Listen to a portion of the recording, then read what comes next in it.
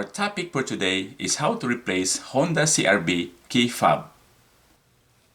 First thing we're gonna do, flip the key and slide the lever down and pull the key like this.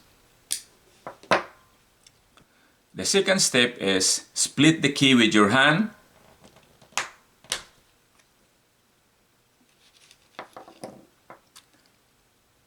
and separate the battery holder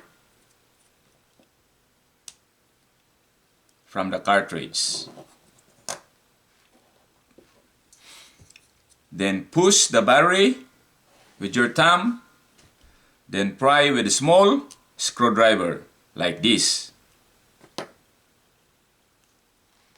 Remove this old battery. Put the new battery down. Don't forget to remove the cover of the battery. Next, put the battery, then push at the front until you hear a snap.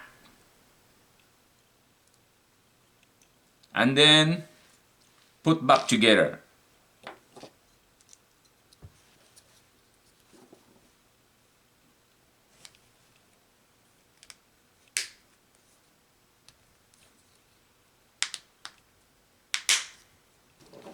To put back the key, you need to press again the lever down.